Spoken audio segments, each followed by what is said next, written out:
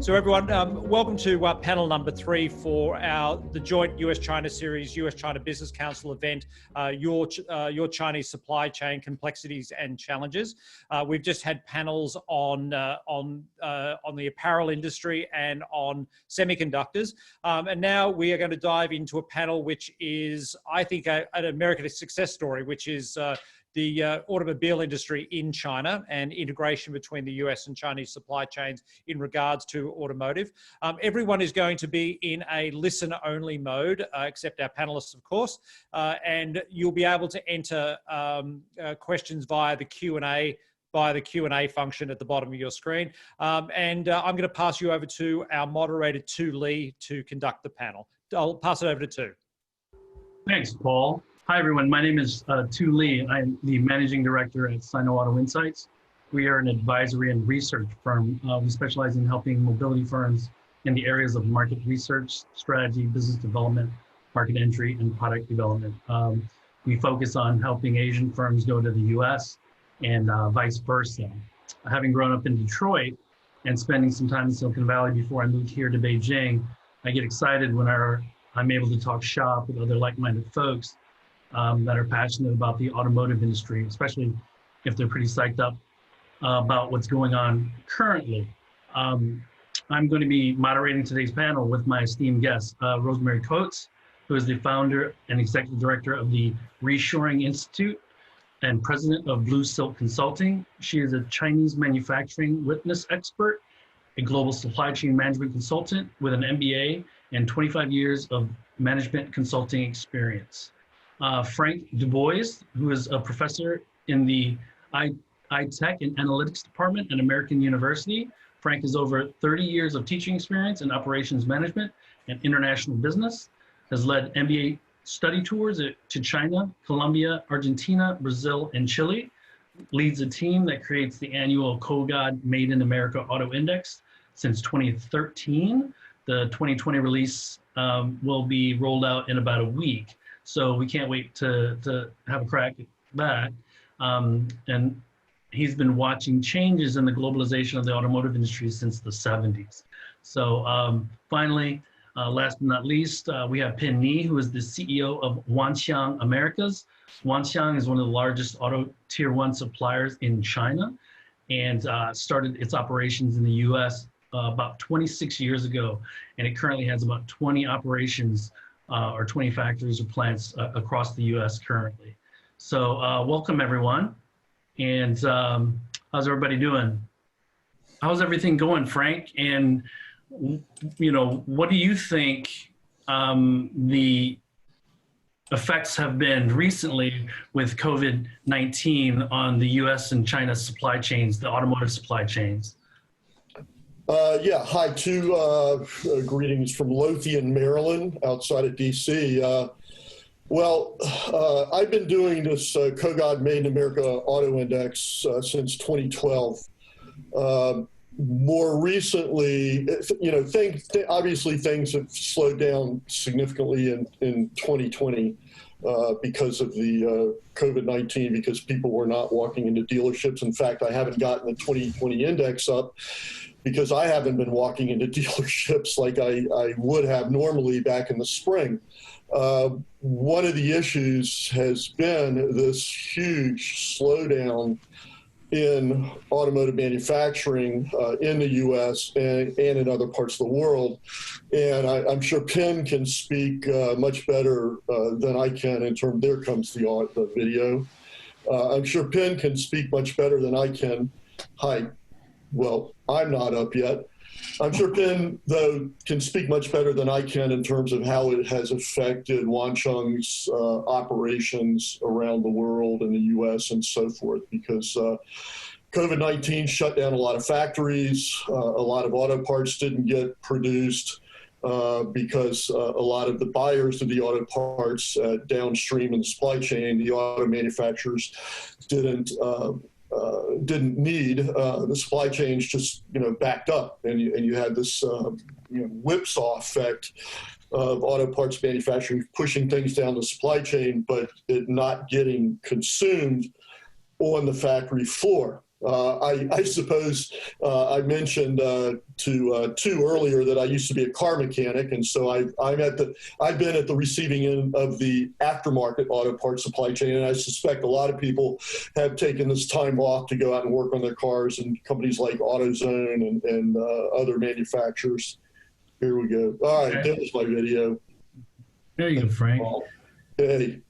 So, as a result, things are much slower. I've had, the Made in America Auto Index is delayed 3 months. NHTSA did not get their data out, the final data for 2020 out until June. So I've been scrambling, going to dealerships to try to make up for that and so forth. But again, PIN, I don't know if you want to hand it over to PIN yet, but PIN, I think, would be a much, much better position to talk about the auto parts side of things and in terms of the effect that that has had on the largest auto parts supplier in China. Okay. Yeah. So, PIN, that sounds like a perfect segue. PIN, what do you think? How has COVID since January affected your operations in the United States and sales and manufacturing? Yeah, so I would say you can compare to two different scenarios. One is compared to 2008, 2009. We all know the forecast shows this year in the United States, we're going to go down to about 12.5 million vehicles, which is identical to the 2009, and which shows about a 25, 26% reduction. So from that perspective, it is very tough. It is very difficult. However, on the other side, it's a very interesting dynamic. And while the April, May was terrible, June, July was perfect. And the July, you compare year over year, I'm sure most of people see a big increase because last July, you have a summer shutdown. This July, everybody's ramping up with, for their demand because the inventory was low. So that's the positive side. However, going forward, obviously, it's still a very big concern, because there's still a lot of uncertainty. So that's compared to the 2008, 2009. Another comparison, I think you talk about between USA, China. So that's the interesting part. I can tell you the story is back in the January, and when China shut down, we couldn't book any airline to fly over the parts because at that time, it was just absolutely crazy. We incurred millions of dollars and pay a very high premium trying to get parts over here to support the customer need. The terrible part is that as soon as the parts arrived here, USA shut down. so that was the interesting part. We all been struggling, been through. But I still would say, there's always a positive, negative. The positive side for our supplier in China, as example, everybody was trying to deal with this tariff situation. So everybody was trying to say, hey, can we move out of China, move to Thailand, India, or wherever? So now the COVID basically put a stop on everything because none of our customers can travel to China to do the PPAP or travel to other countries in Asia can do the PPAP. So I would say, this COVID not only affects just the US, China, it basically affects every country. So if you talk about the benefit is that the whole process, whatever we have been doing, it got delayed for 6 months. But the nice part is after 6 months, it looks okay. We were very worried about at the beginning, and if we go back to the 2008, 2009, what happened. What happened to GM, to Chrysler, to many suppliers, and this never happened in the auto industry this year. It's just like, April, May, March, April, May was bad. That's about it. And the June, July, everybody come back to the normal. And so this is much, much better, as I say, if you compare to the 2008, 2009, it is a lot better. Right.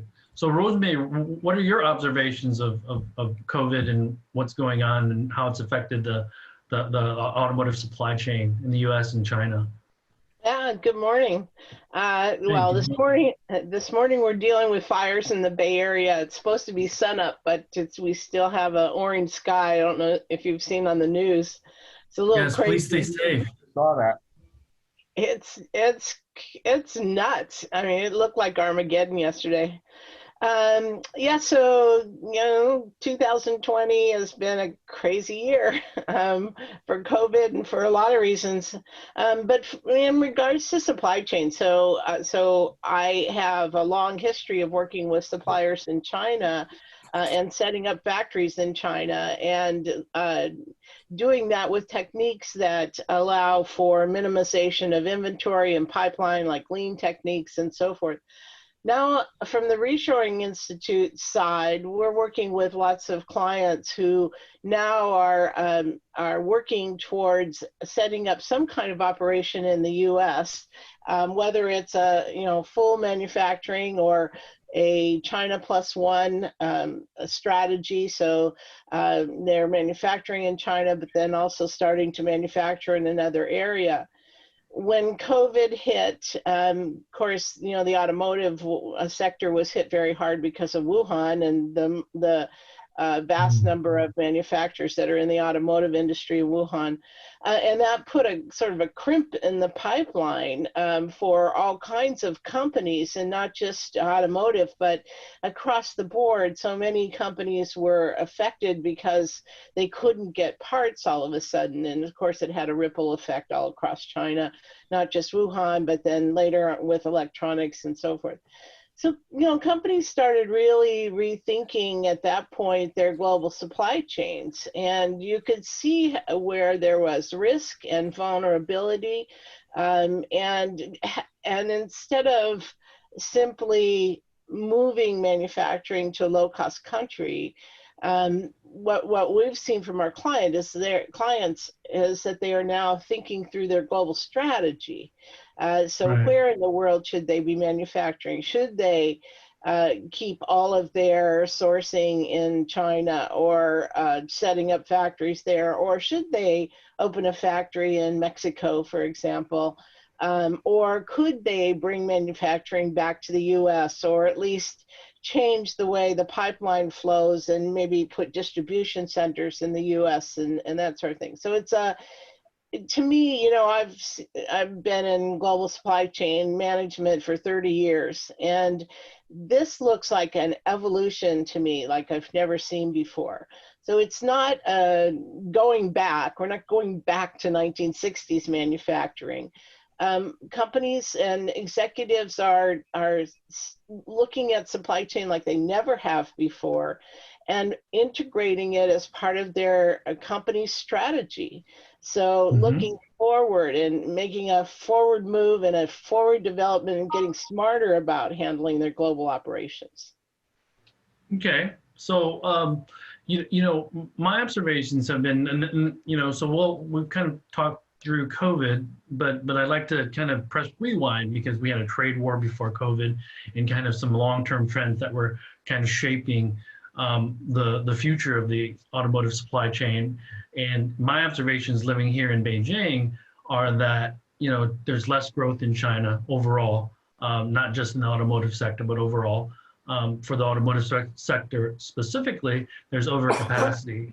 I think in 2018, passenger vehicle sales hit around 24 million units. And I think PwC had written a research report in 2017 or 2018 that stated that there are about 45 million units of capacity. So there's a bit of overcapacity and overhang. So I think that's going to put, that had put pricing pressure on the vehicle. And then, obviously we're going to talk about this a little bit later. The shift to EVs as well is going to change how things are manufactured, the parts that are going to be supplied, and the R&D that's necessary in order to develop them. And a controversial point here that I think we'll talk about a little bit later as well is the cost of manufacturing here in China was rising, right? And all of this is happening while India is starting to kind of get its feet under itself in Southeast Asia, with 350 million, 400 million people are also getting to the point where they're able to afford vehicles. And so I think all those things happening were making China and the US very important markets, but China was, in order to get that incremental customer, it was more difficult for the American companies and the European automotive firms. And so I think they were starting to look to build a presence in Southeast Asia and India. So Rosemary, would you agree with my assessment of what was happening even before COVID from a trends standpoint? Yeah, sort of. So the Reshoring Institute is a nonprofit that we started after the 2012 election with Mitt Romney and Barack Obama, who were China bashing like crazy. And at the beginning, a lot of executives were talking about reshoring or moving manufacturing to other areas, but there was very little movement at the first. So for the first year or two, there was a lot of discussion, but very little actual action. Sure. Then the tax reform bill of 2017 came into play, and that leveled the playing field for taxation on manufacturing in the U.S., which helped a little. It also addressed the repatriation of funds. Right. So funds came back at a lesser tax rate. The thought was that would drive the expansion of manufacturing in the U.S., and that didn't happen. Most of that repatriation went to paying bonuses or paying dividends. So there wasn't buying shares back. That's right. That's right. And then the tariffs, the supposed aim of the tariff was the 301 penalty tariffs against China was to drive American business. And of course, as we know, that didn't happen either. The tariffs were essentially taxes on U.S. Consumers who ultimately pay. Those tariffs are passed through to the consumer level, and they end up paying more money for products. And it didn't really drive much back either. Although we saw some bump in activity, it wasn't anywhere near what we expected. Right. And I think most companies, instead of setting up operations in the U.S., actually just absorb the costs or figure out a way to pass those tariff costs on to their consumers.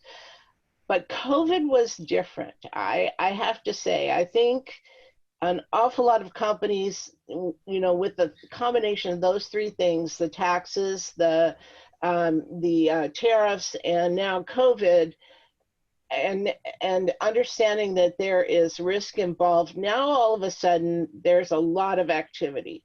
And I think it's, as I said, it's not just, and we support this too. I mean, it's not just bringing everything back to the US.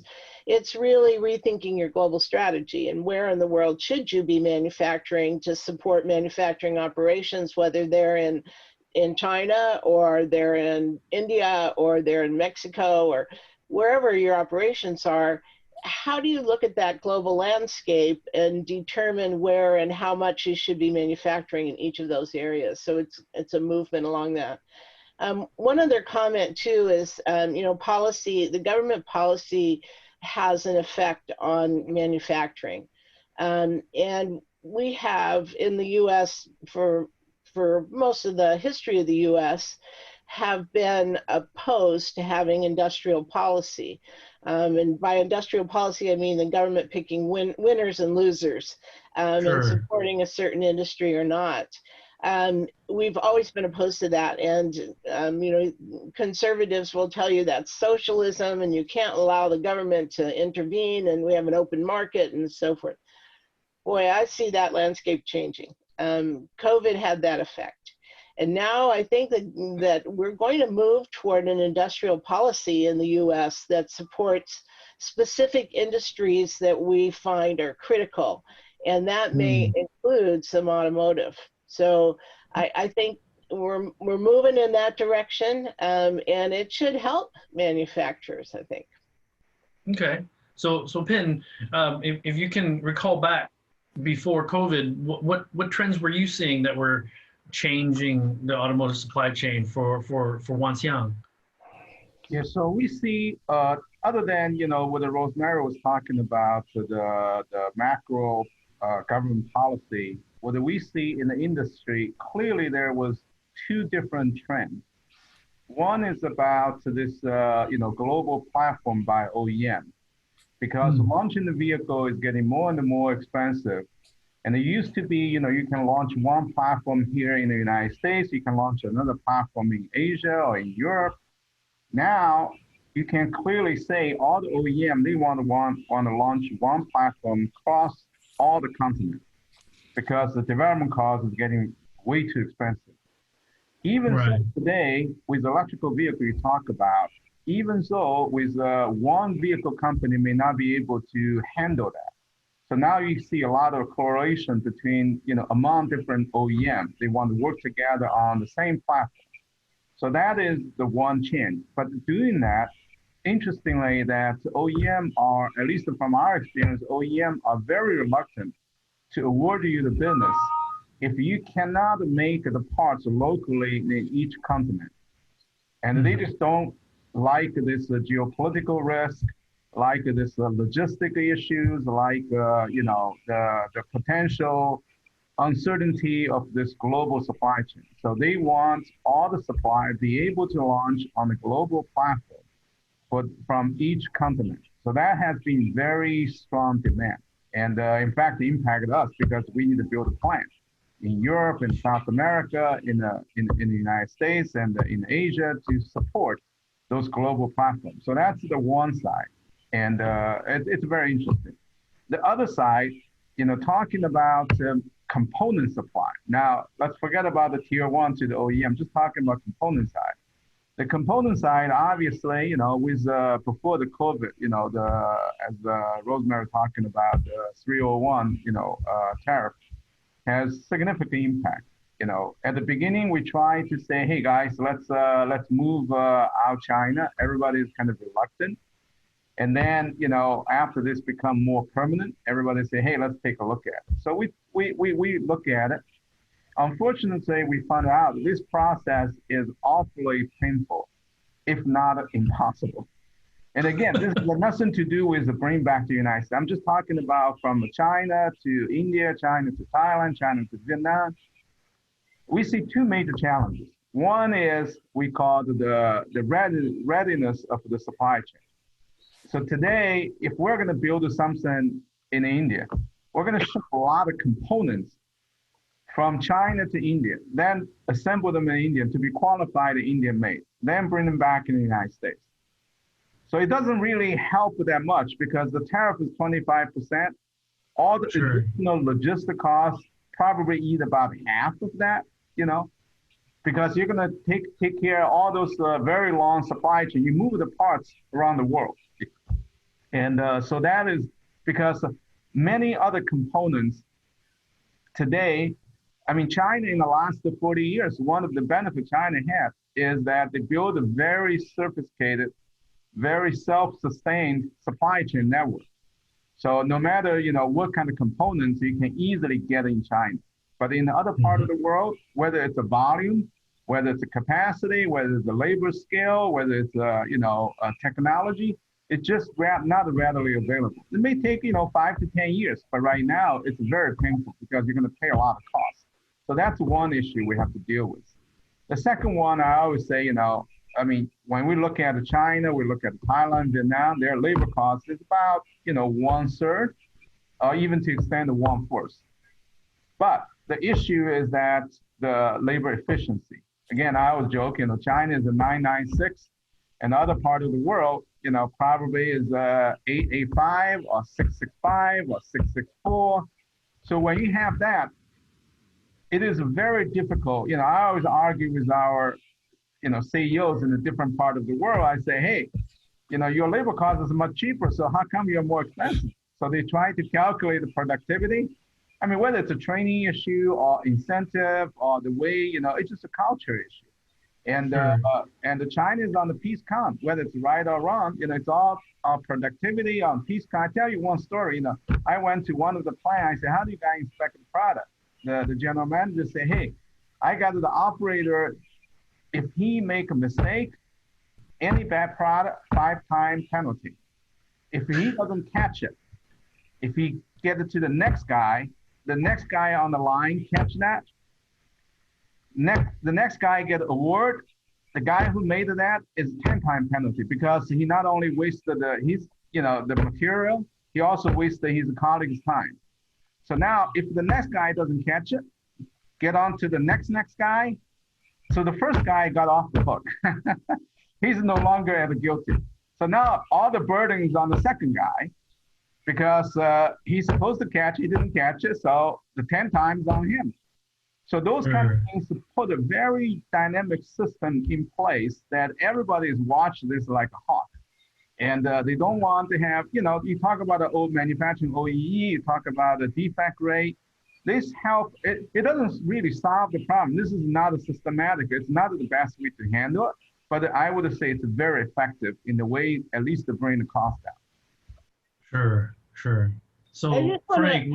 I just want to jump in and say I have an example of a company, not automotive, but a company that was paying their employees about $300 a month in China with high productivity and high quality. They moved their factory to Vietnam, where they were only paying $200 a month to the people, but the productivity was so low, it actually ended up costing more to manufacture in Vietnam. And the domestic consumption rate is so low that they still needed to export most of those vehicles or those parts or those products, right? So, yeah, I just want to jump in here too. I think this is interesting because we could have been having the same conversation 25 years ago with respect to Mexico, when it's plus ça change, because you look at the evolution of the automotive manufacturing industry and you look at the disruptive effects of Japanese manufacturing back in the 1970s and 1980s. And I was, mesmerized by Kanbans and JIT manufacturing and JIT manufacturing philosophy and, the unique characteristics of Japanese manufacturing. And then, this transition through the 1980s into the 90s with increasing Japanese foreign direct investment into the U.S. auto parts industry and into the U.S. OEM with Honda, Toyota, Nissan, et cetera. And it made me think that China has now replaced Japan, or India will replace Japan, China, or there will be India, China. We have a, almost 100% Chinese Buick coming into the U.S. right now. We have a Indian-made Ford coming in, the Ford EcoSport, which is, this is talk about globalization with a U.S. engine and a Mexican transmission shipped from an assembly plant in India. What I would be curious, and I guess this is a question to the other panelists, is if we look at German foreign direct investment into the U.S. automotive market, we look at Japan automotive investment into the U.S. auto market, are we going to see Chinese OEMs start to build the final product in the U.S., Mexico, or Canada? Is this going to play out that way? I can answer that question for you because there's and back me up here, Pin. There's a company, the Chinese company called Candy that just launched a vehicle for sale in the United States. I think their price point is around $20,000 and $30,000, but with the subsidies, it makes it a sub $20,000 electric vehicle. So I know they're looking at the NAFTA countries to manufacture in those NAFTA countries. Now, it's not necessarily going to be the U.S., but you bet your bottom dollar that they're going to be moving to the United States because, again, it goes back to the point where it becomes much more competitive in China to get that incremental consumer. And so they see much more opportunity in the United States and in Mexico and Canada, as opposed to beating themselves up in their domestic market. There's new opportunities in these foreign markets, I feel. And that's what we're going to see, especially now that they have what they feel are competitive products in the electric vehicles, right? Not necessarily internal combustion engines, because we're talking BYD, Geely, and BAIC. But once you get into the Neos, the WMs, and and the Xiaopangs, which have fairly decently designed and I think decent quality vehicles. I think those first will be exported to those markets, and then eventually, if they're to gain enough share, there'd be an opportunity for them to start manufacturing. So, Pin, what do you think about that? What do you think about that? Yeah, you know, we bought electrical vehicle company called Fisker, and we, you know, brought back the manufacturing to the United States. And you know, now the vehicle is a beautiful vehicle, honestly, but it's burning all the cash. And you changed the name to Karma, right? You changed the company's name to Karma. Yeah, right? that is correct. So talking about, you know, a few years ago, we talked with the GAC when they announced in the Detroit Auto Show to bring their vehicle to the United States. And most recently, you know, obviously Volvo, you know, is owned by Geely. Volvo is already here. And a few years here, I was talking with the chairman of Great Wall, and they want to come to the United States as well. So my question naturally is that we need to be international. You know, we're already in Russia, we're already in other part of the world, top notch. And if we're not in the United States, we're not a global company. But the funny, you know, what he's saying is that, you know, you are absolutely right. This is way over capacity in China. So they say, we're going to die here. So if we're going to die, maybe better we die outside. So we say, okay, and that's very anti-China culture. You know, you usually want to die home. You want to die outside. But, you know, but I won't say this is the ego issue, but there's a dream. You know, there's a dream. And the people want to give a try. Now, when you come to the real world, you say, hey, can it be successful? And I was talking with them, and realistically, I think they can handle the supply chain pretty easy because they already figured out that in China, they will bring them over to the United States, which is good. You know, you bring a lot of, you know, tier one to the United States, be locally with you.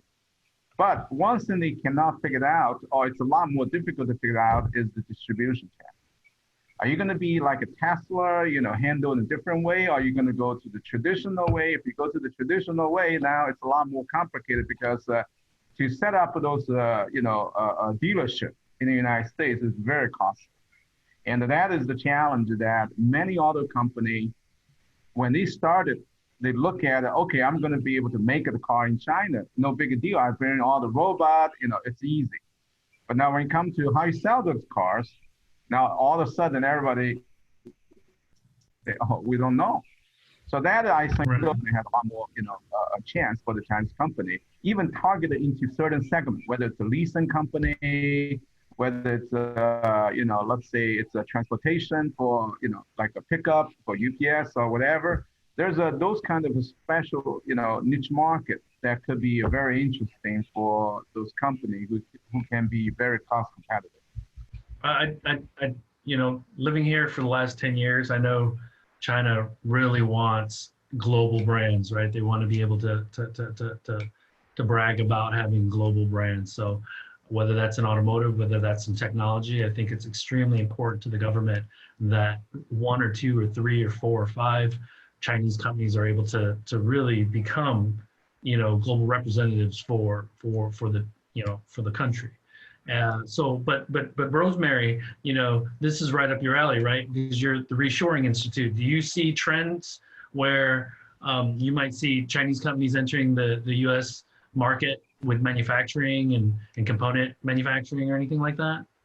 Yeah, absolutely. You know, branding is a big issue, though. Like you were saying, you know, changing the names and branding. And I'll tell you, we just finished a survey, an opinion survey of 500 people all across the U.S. to determine how they felt about made in USA products and would they buy them. And the results were 67% of the people surveyed said they preferred American-made products. And out of those 67, 80% said they'd pay up to 20% more for them. So there's a value in people's heads, you know, whether it's true or not. And having done lots of work in China, you know, I am skeptical about whether or not the US made products are any better. You know, I have a lot of trust in Chinese products that I've seen, but you know, whether they're better or not, there's a perception that there's better quality, and I think part of it is due to the rhetoric by the current administration, who is, you know, putting hate and distrust out there about Chinese manufactured goods and the intervention of the Chinese government. So I think, you know, in terms of buying things and branding things, and these need to be taken into consideration when companies are making a decision to manufacture here. So if in fact they can manufacture in the US, if they can brand the product then with a big US flag, you know, or you know, on the packaging or whatever, Americans are going to buy more of it just simply because the perception is it's better quality. And it's been proven that Honda and Toyota have been able to sell here in the United States once they entered the market in Kentucky and Tennessee and things like that. Right. Well, and you know, yeah, I mean, the same with the general appliances. You know, GE reopened Appliance Park in Louisville, Kentucky about 5 years ago and started making high-end water heaters and wine coolers and high-end appliances there, and Haier bought them. And even though it's a Chinese-owned company now, because the products are made in the USA, they can charge premium for them. Sure. And you know, Pin, you had mentioned, you know, distribution, Chinese companies coming in here and deciding what their distribution model is going to be. But I'd also argue that, you know, there's two things that in a person's life, whether Chinese or American or European, that are emotional buys, right? It's a home and it's a car. And so to me, and this is where Rosemary comes, you know, Rosemary Point plays, because this is where I play, right? I think them being able to build that brand, create that marketing and excitement for their product is going to be extremely important, right? I think distribution also is going to be an important aspect of being able to sell into the United States efficiently, right? But if you're not able to create this brand that pulls at the heartstrings and makes people want things, and so, you know, when we're talking about other products like refrigerators and things like, those are completely transactional. But you know, cars, at least to the people that still want to drive them, you know, there's still a big part of a person's salary. And so it becomes, okay, it's a reflection of me. And I think that's where I think the Chinese companies that are going to come to the United States really, really need to build that brand, because, you know, an example is of Tesla, right? They're dominating the electric vehicle market. And we're wondering why, right? And then they come to China and they dominate the Chinese electric vehicle market. And there's 3 or 4 really, really competitive electric vehicle companies in China. But what we don't really appreciate, or a lot of media don't communicate clearly, is that Tesla has taken 17 years to build that brand and you know, that branding, right? And so it's really unfair for any media or journalists to compare Tesla to a NIO, to a Xiaopeng, because they've been in the market for 3 years. They're still trying to create their positioning, right? Whereas Tesla, number one, they have Elon Musk, right? And he's a force of nature. And then number two, the brand has been around for 17 years, right? So it's a new EV company that's 17 years old. And so I think that's where the Chinese companies, if they're going to come to the United States, they need to appreciate the branding part of it, because, you know, you live in Illinois, Penn, and there's sports brands and there's all this stuff going on, right, where it's all about marketing. And so once they're able to master that, then I think it's fine. I think it's going to be no problem whatsoever. So Frank, were you going to make any comments about? Yeah, I mean, I wanted to talk about the branding and the barriers that a Chinese automotive manufacturing is going to have to overcome in terms of entering the U.S. market, because there's, negative connotations associated with China trade right now. There's a lot of China bashing. There was, a perception, and very, very much like Japan, there was a perception of inferior quality, and then the Japanese adopted statistical quality control. They got much, much better at producing quality vehicles, and while Detroit more or less stood still at the time. So, I see Japanese entry is going to have to be, very slow, methodical, and careful, and the cars that are built here got to be pretty much perfect, because you look at another example, Hyundai and Kia entering. Hyundai initially coming in the 80s and then building a plant in Alabama later. It took quite a long time to build up that reputation in the U.S. market as being a good quality car. Now, circling back to Tesla, Nikkei Economic Review did a teardown of a Tesla with some Toyota engineers earlier this year. There was an article in January where they're saying Tesla's, because of their proprietary engine management control software, that they may have a 4 or 5 year lead over any of the other electric vehicle manufacturers. That they have more or less taken the Apple route with proprietary technology, proprietary hardware and software. Closed system. You're basically saying a closed system. Pardon me? You're saying a closed system, essentially, right? Yeah, a closed system whereas, Penn, you talked about global platforms and interchangeability of parts and things like that. You're never going to see an aftermarket engine management control system that you need to replace on your Tesla. You're never going to see one in any near future. Whereas I can go on Amazon and pick up engine management control system for half the made in China for half the price that I would pay at the OEM, at the Ford dealership or the Chevy dealership. And this is going to be the challenge for the traditional OEMs, right? Because we're all car guys at heart, right? So we're used to engineers talking fit, form, and function, right? And I think where Tesla comes in, they're not talking vehicle sales, they're talking an install base, right? Because eventually they're going to sell services in their vehicle, and they're going to use Solar City to help, and then they're going to use the battery management system in their Tesla Model 3 to help power their home, right? And so there's this whole vertically integrated system that Elon has thought through, and so I think that's where it's going to be very challenging for the OEMs to challenge them on that. They'll probably have a phone. They'll probably have a phone next. Okay, a phone and a music system and so forth. But since we're talking about Tesla, Frank, let me pose this question. Let's say a typical car has between 20 and 30,000 parts on it.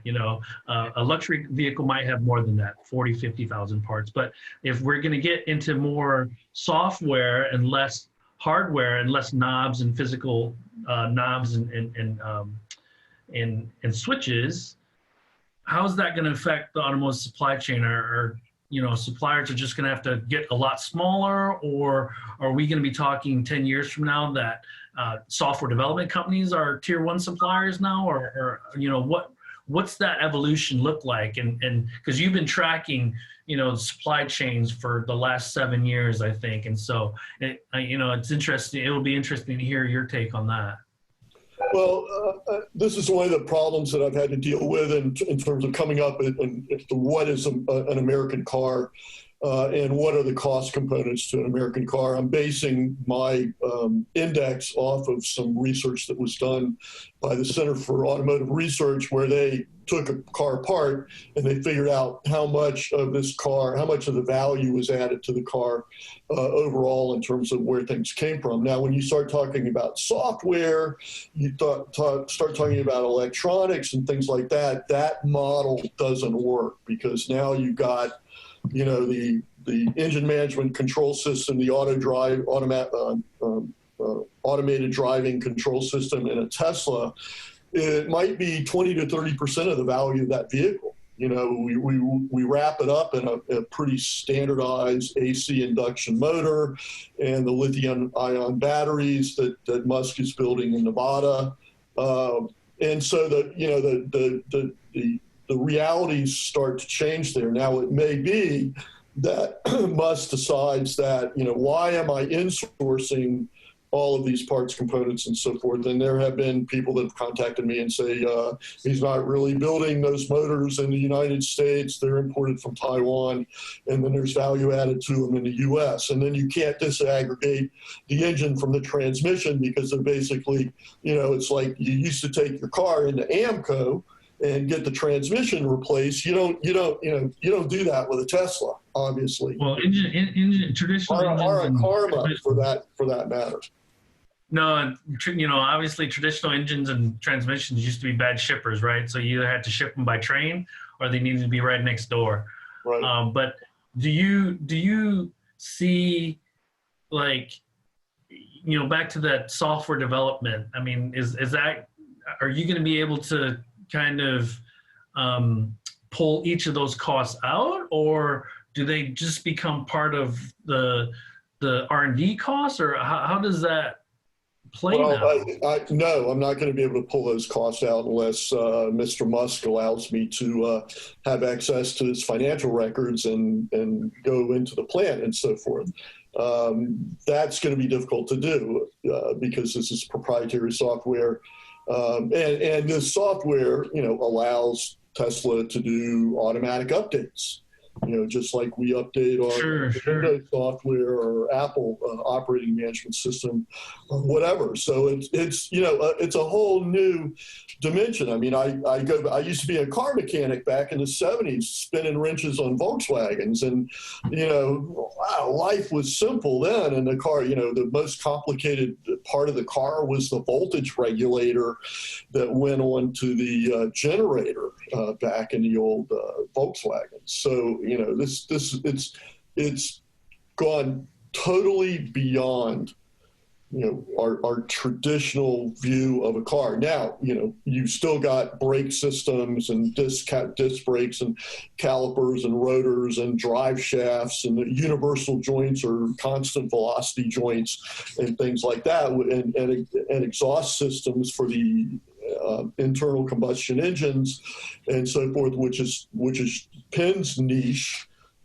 here for the OEMs, and that's always going to be the glass, you know, Fuyao glass. I'm sure we've all seen American Factory. Yes. Fuyao glass taking over an old General Motors plant in Dayton, Ohio. It's a fascinating movie on Netflix. Highly recommend it. And this is the transition that's going to take place. But there's also as there is more Chinese foreign direct investment in the U.S., Haier taking over the GE appliance business and Lenovo taking over IBM PCs and so forth, there's going to be this cultural dimension that's got to be finessed. But as the Chinese get better at it, have more experience, be just like the Japanese, just like the Germans when they entered the U.S. market. We had a movie, Gung Ho, back in the 90s or 80s, I think it was, about the Japanese taking over an American automotive factory, and it just played on all these stereotypes that Americans had, you know, positive and negative about the Japanese. And so this is going to be the interesting dimension going forward in terms of getting, you know, I don't want to say Joe Six-Pack, but, you know, getting an American automotive consumer thinking about a non-traditional purchase. I mean, when I go to car dealerships, for example, the Ford Mustang with a manual transmission, nobody realizes that manual transmission's made in China.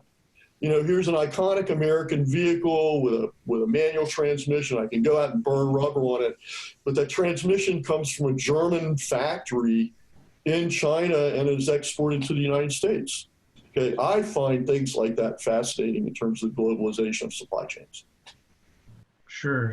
So Pen, let me ask you. You know, I think I don't know if you also manufacture higher value chain parts, but are you concerned about the parts coming out of the car, and how are you as CEO of Wanxiang, doing the R&D and kind of pivoting, or are you investing more in software developers, or how are you dealing with that? And how far along or far ahead do you think it's going to be before it, hits your doorstep? Yeah, so this is a very, very, very important question, actually, to all the tier one and component suppliers in the auto industry. And I just want to echo what Frank was talking about. Actually, there was a data by one of the major consulting firms, I forgot whether it's Rolenberg or someone else, shows that today in auto space, the hardware is about 90% of the total value, and the 10% is the software. By 2030 or 2035, again, I don't remember exactly, they're talking about 40% will be the hardware, 40% will be the software, and interestingly, another 20% will be content. So obviously, this industry is going to change entirely. So our job, just to be responsive to the shareholder and as well as to the all the stakeholders of the company. I always joke to our CEOs, we need to prepare our own funeral because it is coming. And I say we're going to be buried, be buried by ourselves or by someone else. So now the question is, after you got buried, what else? So now we're talking about get pregnant. That's another term we use, get pregnant for the future. And because you have to do that, you have no other choice. Absolutely don't have a choice. So now you have another 5 to 10 years and think out of the box and plant the seed. And to deliver a new baby is a very painful process, very painful. But you're gonna have to do that. So one of the things we're doing at least is, and actually many other tier one suppliers doing the same as well. We have a special task team and a special budget, not in your normal day-to-day operating budget. And their job is just go wild. And they need to find, ideally, some technology is close to what you're doing that you can extend yourself. Or could it mean that's the reason it's a special task force. They're not within your normal day-to-day operation. There's your skunk works team. Oh yeah, absolutely. They need to come back and just say, hey guys, here's something we're going to do. And everybody can look at it and say, wow, what are you talking about? That's what we need to have. And if we don't have that one, we're going to be, in the Chinese, we call, you boil the frog, right? You warm the water, the frog is going to die, it's not going to have a chance to jump out. So we got to be prepared. So that's the reason I say, we need to prepare our own funeral. So now this is a wake-up call. So everybody's going to say, okay, now we understand. So now let's get started with the future. So I'm getting, this has been the fastest 55 minutes I've ever had to deal with. But Rosemary, let me give you the last comments about, we're turning into a hardware, going to a software world now. How do you, what are your thoughts on that? I absolutely agree. I live in Silicon Valley. Hopefully the sun will come up sooner or later today. But yeah, software is the key. It's the magic. Even we're seeing advertising on TV for Buick, where there's a over voice that says, is that a Buick or is that an Alexa? Right, and this is the kind of content that we're talking about. There's a movement towards the interaction of multiple software systems that are going to impact the operation of automotive, I think, going future, actually the automotive of everything. So we're becoming more globalized, we're becoming more strategic, we're becoming more software oriented. Okay, well, so everyone, thank you for participating in the panel. I know Paul was very excited to have everyone. Pin, very nice to meet you. Frank, And Rosemary, very nice to meet you. And next time I'm in Illinois or Silicon Valley or Maryland, I'll get in touch because I'd love to talk more shop with you guys. And then maybe you guys can learn a bit more about what I'm trying to do here.